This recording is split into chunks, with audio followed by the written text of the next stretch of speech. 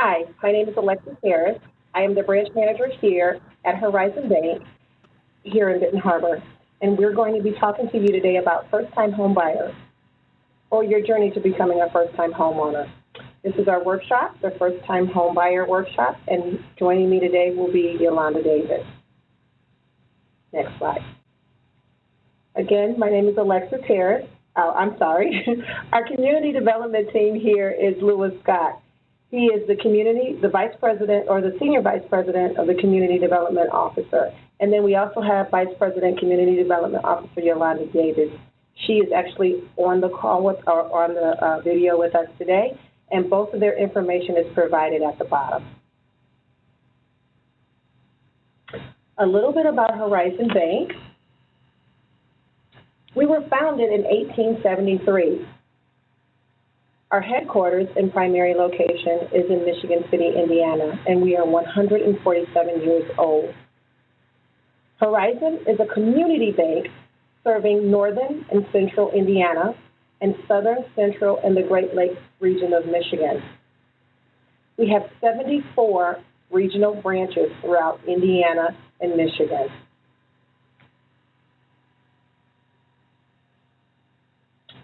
Our Horizon Bank Benton Harbor location is committed to community reinvestment through our long-term investment and service in the Benton Harbor-based bank branch.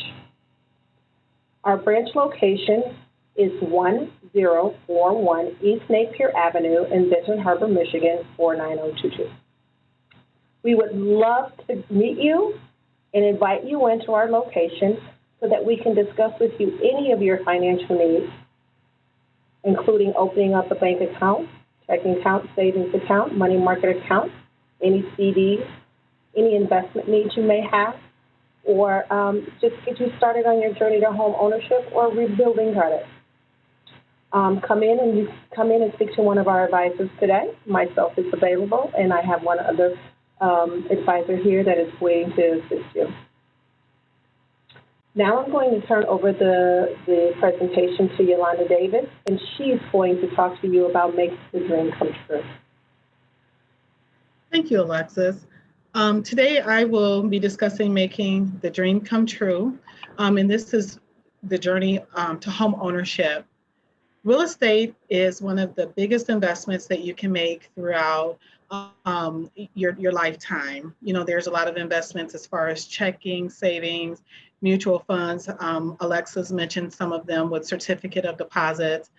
But generally, real estate is one that we know that generally always increase over time. The value of your home, you pay down the equity in your home, which makes you have the investment to do other investment opportunities. Home ownership has benefits for interest and tax write-offs. The interest that you're paying on your mortgage every year.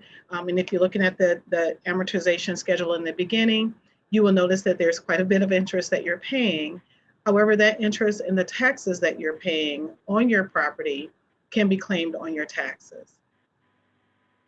Real estate is usually a long-term fixed rate payment. So usually when you start your mortgage, you will accept your term, whether it's 10, 15, 20, or 30-year term. That portion of it is fixed. However, there is a chance that it could increase or decrease based on taxes and homeowners insurance versus rent payments that we know that can increase over time, especially in the market that we're in now, where we see a lot of rising taxes and homeowners insurance premiums.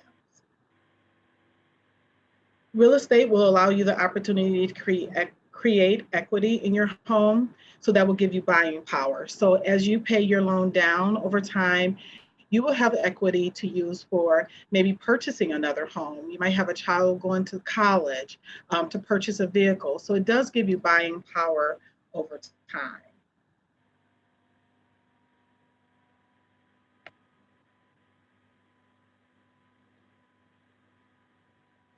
The 3 C's of credit. When you come into the bank is looking at your character as repaying back the loan. Part of that, we're looking at your credit. the borrower's willingness to repay the loan based on the terms that was given at the time of taking out the loan. So we're looking at your credit report, your prior credit history, whether we're looking at traditional credit, which those are the things that's reported on your credit report, or if it's a non-traditional credit situation where we're looking at how you've maybe paid your monthly payments over time, whether it's a cell phone bill, utility bills, rental. So we're looking at your credit. The capacity. This is the borrower's ability to repay based on the amount and the stability of their income. So we will verify your income to show that there's a solid income history. Usually we're looking at a 2-year history. However, in some cases, let's say if you're self-employed, we could go back even 3-4 years just to see the capacity of your income. The capital, that's your money, your savings, your other resources that you have available to help the borrower invest into the property. So when you're coming in to look at a down payment, for instance, if you're looking to purchase an investment property, we're going to look at your capital to see what your savings patterns are, to see if you have the ability to put the funds down on the property that you're interested in. We also verify all other sources, whether it's investment accounts, checking, savings, whatever source of saving that you have when you come in, we will verify that. The application process. The application process, when you come into the bank to meet with a loan officer, we're looking again for your income. So we're usually what we're looking at, most recent 30 days of consecutive pay stubs to establish a history. If there's a bonus or if there's any increases in your pay, we could actually go back and ask for up to 90 days of pay stubs. So when you're preparing, make sure you have more than enough. I always suggest when you're coming into the bank. Most recent 2 years of federal tax returns.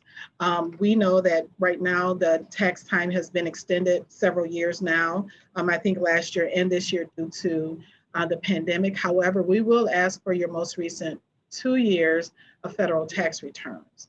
So if you come into the bank and you have not applied or sent off for your taxes yet, we will look for your most recent 2 years and also the W-2s and any schedules from last year. So we will make sure that we have a history.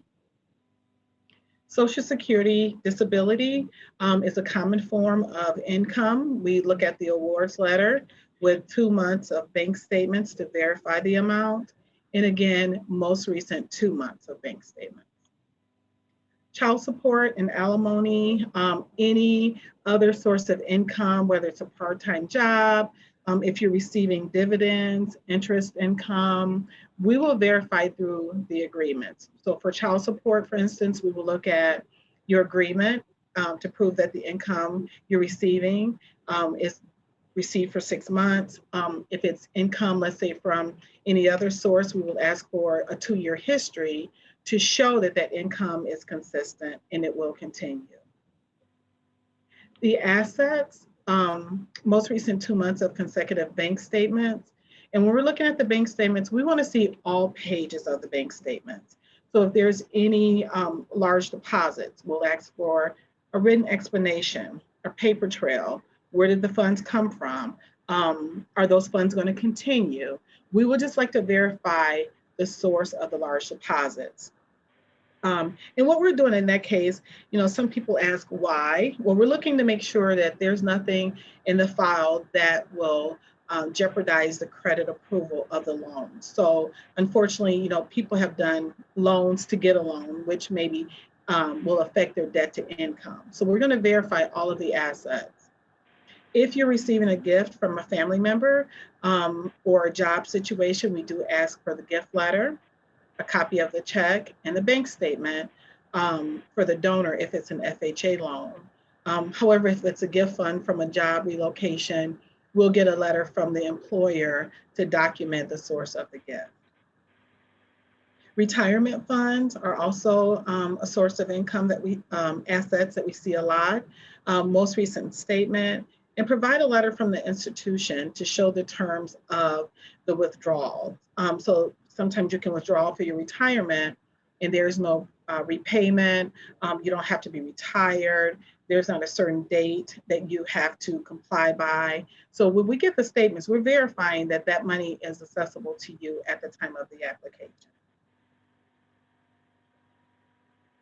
Liabilities, if you have any liabilities that's undocumented from your credit report, such as alimony, you might have a separate maintenance charge or something against your liabilities, we will ask for a copy of the executed agreement. Child support, if you're responsible for paying child support, we will also need to see that agreement, as we do include those in your liabilities. So when we're looking at the credit history, the amount of credit versus your income, we're going to make sure that you're still in line for underwriting, including those payments, because that is a part of your monthly liability.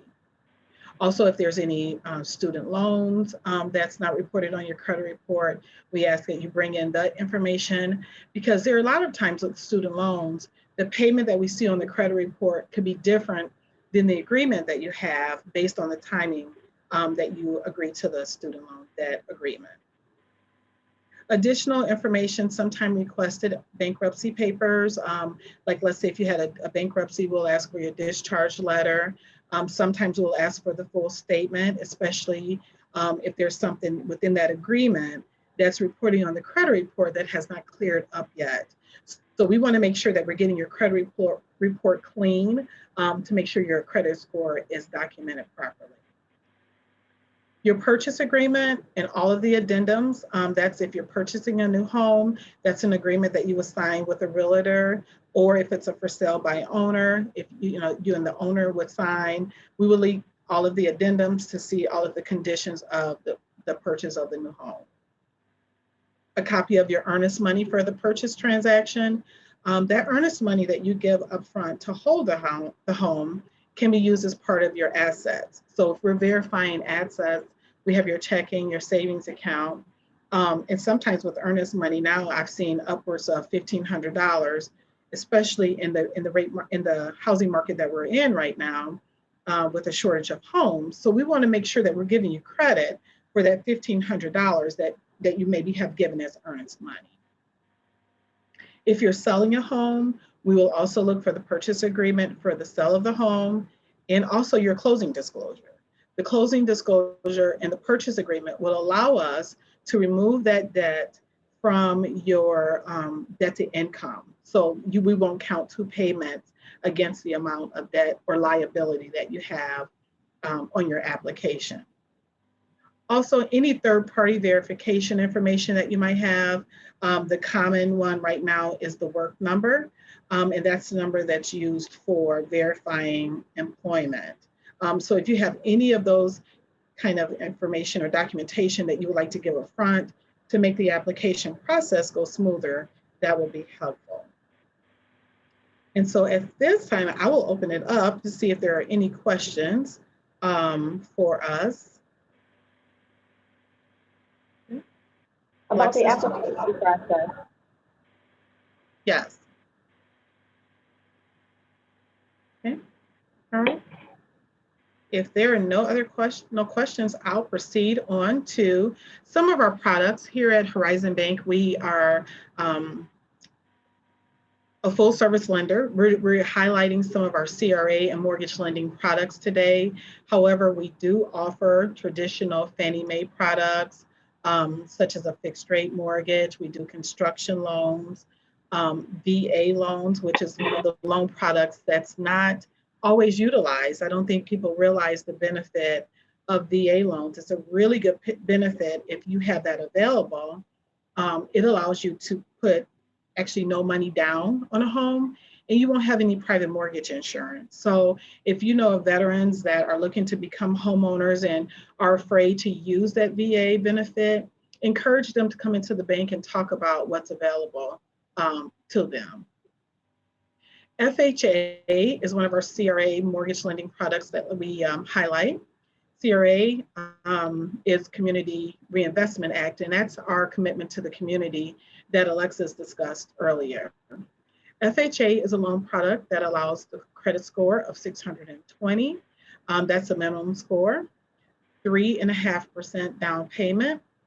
The rate on our FHA loan is competitive with those rates in the market. So if you're shopping other banks, we do have a competitive rate on FHA. FHA is for owner-occupied properties.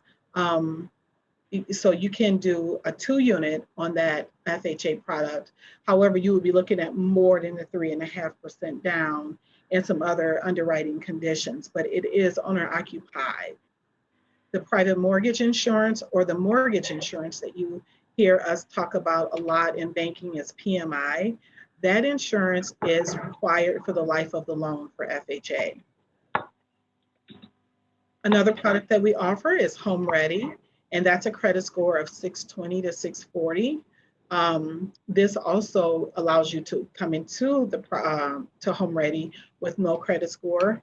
We could work with you on putting together your credit based on some non-traditional factors such as rental, utility payments, cell phone bills to come in and create a credit report for you.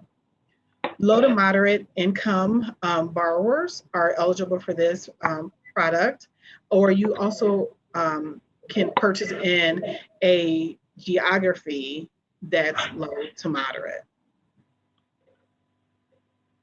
3% down on the Home Ready product. This is an owner-occupied product.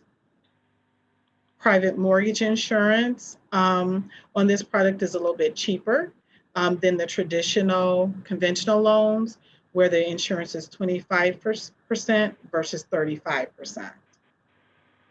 The mortgage insurance on this loan is not required for the life of the loan. So you have the ability to pay into it. And over time, that that insurance will fall off of the loan. And this one is also eligible for our homeowners, what we refer to it as HOP, Homeownership Program Grant, which I will discuss in the next slide.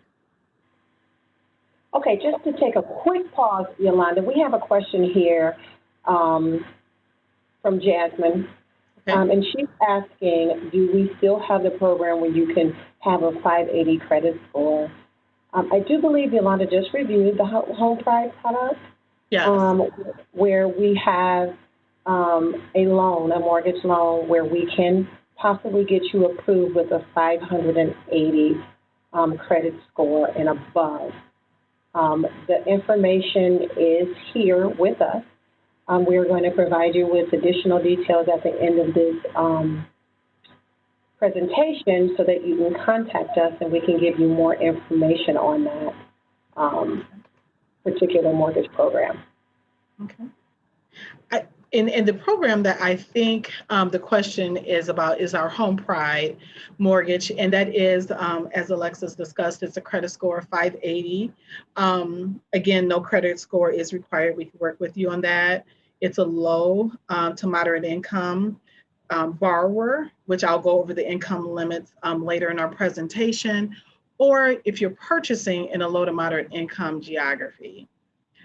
That program allows 5% down, and that 5% down payment can come from grants, it can come from a gift, it can come from city funds such as MISHDA, which we'll discuss that as well. And the good part, the highlight of this program is there's no private mortgage insurance coverage. So even coming in with 580, less than 20% into the transaction, we will not require private mortgage insurance. That product is serviced here at the bank. We're making sure that we can keep, the credit score building, make sure later on if you want to get into a different product or maybe do some other lending opportunities that you will have the ability to do so. Again, with Home Pride, it is an owner-occupied product, and it is eligible for that Homeownership Program Grant. In a note at the bottom, home buyer education is required on both Home Ready and Home Pride loans. And we have several different options for your homeownership education. So if you're doing that through a third party, we'll ask for a certificate to show that they're HUD certified. And then if not, we do have several programs here within the bank that we can link you up with for your homeownership education.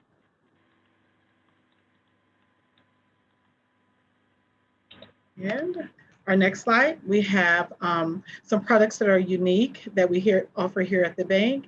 Section 8 mortgage financing is a product that we have that we worked with different housing authority affiliates to see if they are interested in allowing Section 8 participants to become homeowners.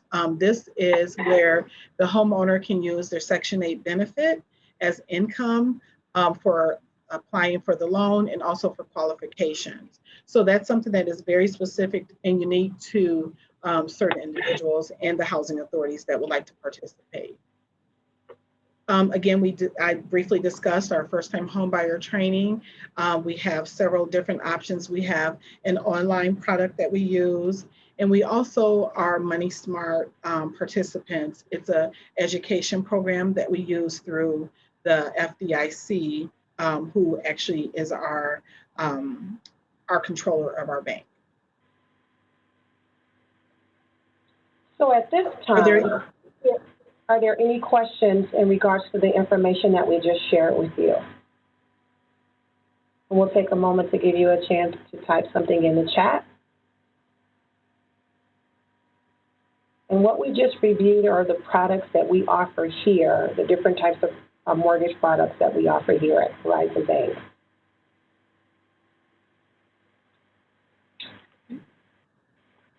Alexis, are there any questions at this time? I don't see any coming through right now. Okay. All right. Well, I will proceed on with our grants that we offer here at the bank. We are a member of the Federal Home Loan Bank of Indianapolis, and we are the headquartered here in Indiana. So the Indianapolis affiliate of the Federal Home Loan Bank allows us to extend our grant programs to the Michigan market. Our grants that we have, Home Ownership Opportunities Program, again, we refer to this as HOP. This grant is used for down payment assistance for our first-time home buyers.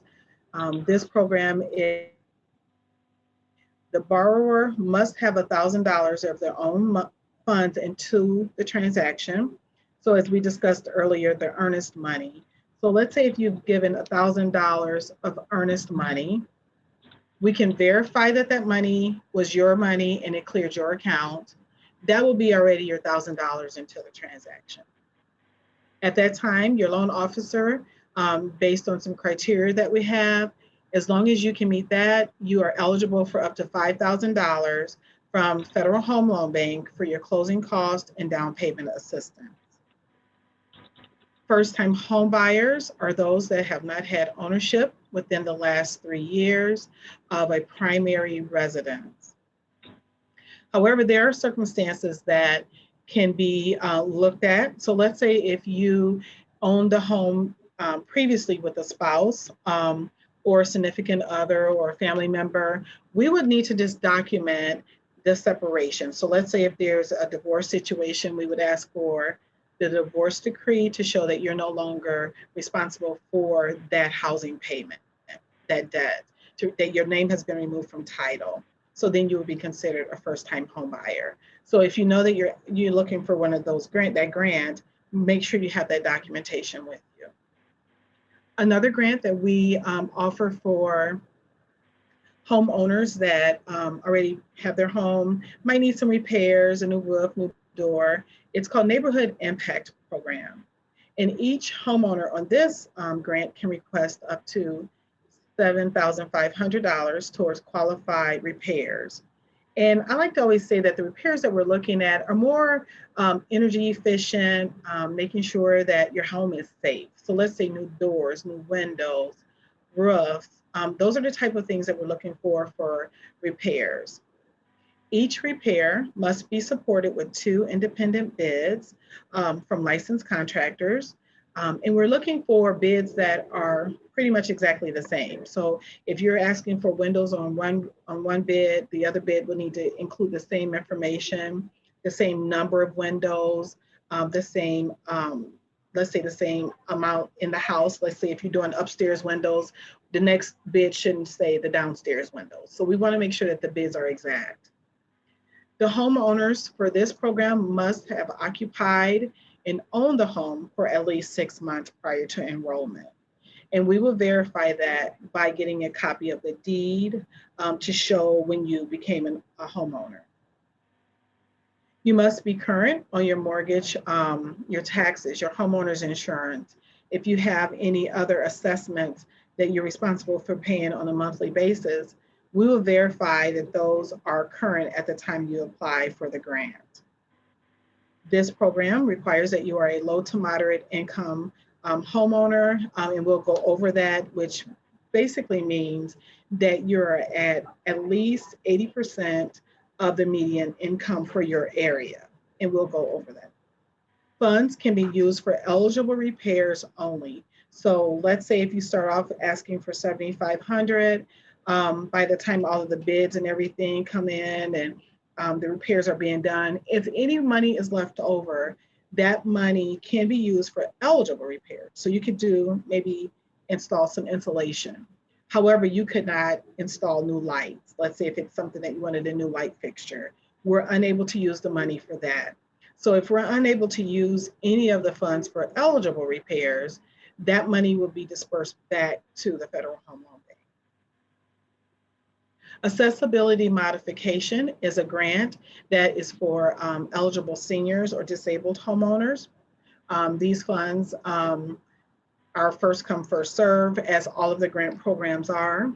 Each homeowner household is eligible for up to $10,000 for eligible modifications. And these modifications can be to maybe put in a new walk-in shower. We've done some ramps. The one that recently I thought was unique, we have someone that's disabled who was unable to walk on the carpeting, and she got some laminate flooring. So we just needed to prove her disability and that that's what her repair was for. All of the residents for this, 62 years or older, or residents that are 62 years or older and serve as legal guardian of a homeowner member that's 17 years or younger. Also, if a resident of any age can document a permanent disability, then we can use the accessibility modification program. The third party professional form, we have a form that is required to be completed. It's permanent disability verification form. And again, a note for our grant programs, the household income must be less than 80% of the median income. Yolanda, we have a question. Okay. Can the HOP funds be combined with other down payment assistance programs from other organizations? Yes, it can be. They can be combined as far as the Federal Home Loan Bank is concerned. However, if you're using funds from a different source, you might want to verify that you can combine the two, because there are sometimes, like if it's a city program or a different agency, they will not want to go in third position on title. So the Federal Home Loan Bank, so when you apply for your mortgage, we will record the mortgage. So the Horizon Bank will have the first lien. The Federal Home Loan Bank grant has a retention agreement that is filed, and that is your second position. So if you're receiving funds from another source, they would have to go into third lien holder position. And some agencies aren't willing to do so. That's a good question. Thanks for that. Any other questions, Alexis? No. Okay, all right. And I'll just give a snapshot of what the income limits. Unfortunately, we don't have the 2021 limits. However, we'll look at, this is our 2020 income limits, and these are taken right from the HUD income guidelines. So you can go online and verify if you're not in the area of Niles, Benton Harbor. If you're in a different area, you could go onto the HUD website and verify the income limit for your area. But based on that, so here it is for Niles, Benton Harbor. That's the name of the what we consider an assessment area or the income area. You're looking at right now for median income is $61,000. That's the median income of that area. That's a total median income of the Niles Benton Harbor area. In order to qualify for the grant, we are looking to see if you're in the bottom quartile here where it says low, 80% income limits. So let's say if you're a family of 3 and we're looking at the total household, you're looking at a family of 3, your income should not exceed $46,000. So here you're looking at the persons in the family, it goes across, and then here will show your income limit. So that's what we're using to verify the income limits. We will use this income chart until the 2021 income limits are released. Okay. Are there any questions? Okay. I see there's a question out there on the panel. Yes. It states if they're going to be, or if they can get a recording of this Zoom. I think I'm pretty sure that there will be a recording of this Zoom made available. It will be available, I believe, on the website, but I will defer to Barbara Sistrunk to answer that question. Yes, thank you so much, Alexis. I did answer that question and thought it went to everybody. I apologize that if it didn't, but yes, these all of the webinars will be available on Facebook, on our YouTube channel, as well as anyone that is registered will have on-demand access. Thank you. Thank you, Barbara. All right. And at this time, I will turn over the presentation back to Alexis. Thank you. Thank you, Yolanda, for all the details that you gave.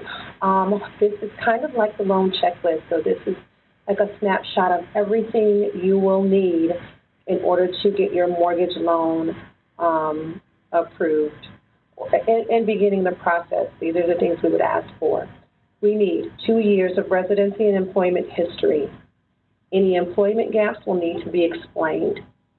We need your most recent 30 consecutive days of pay stubs with the year-to-date earnings. So if you get paid biweekly, that could be 2 pay stubs. If you get paid weekly, that could be either 4 to 5 pay stubs. If you get paid monthly, then that would be 1. But we need your most recent 30 consecutive days of pay stubs. We need your most recent 2 years of signed federal tax returns with all schedules. Okay, most recent 2 years. If you haven't filed for 2020 yet, we would need 2019 and 2018. We need the W-2 forms for the previous 2 years. Okay, in most cases, those W-2 forms are attached to the tax returns, but if they're not, we need your W-2. We would need your most recent 2 months of bank statements with all the pages. So if you have a checking account, we need your 2 months of your banking statement with all the pages. Sometimes they print front and back.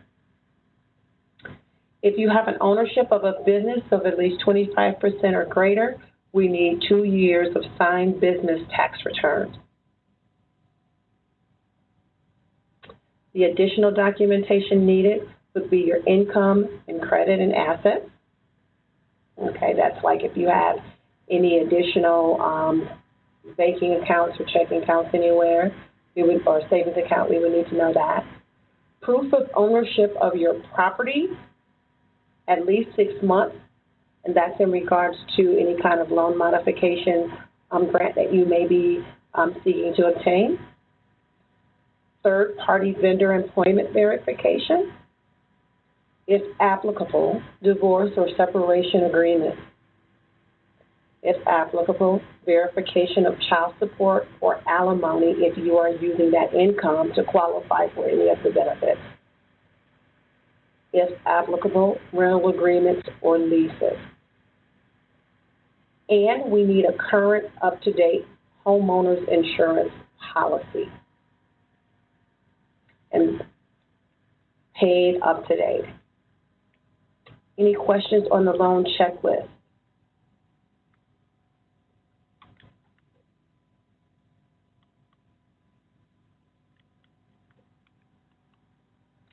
If we don't have any questions on the loan checklist, provided below is my name and phone number to my office, and to Lewis Scott, who is our Senior Community Development Vice President. We would be more than happy to answer any questions that you may have in regards to any of the items that we discussed today. And we look forward to hearing from you.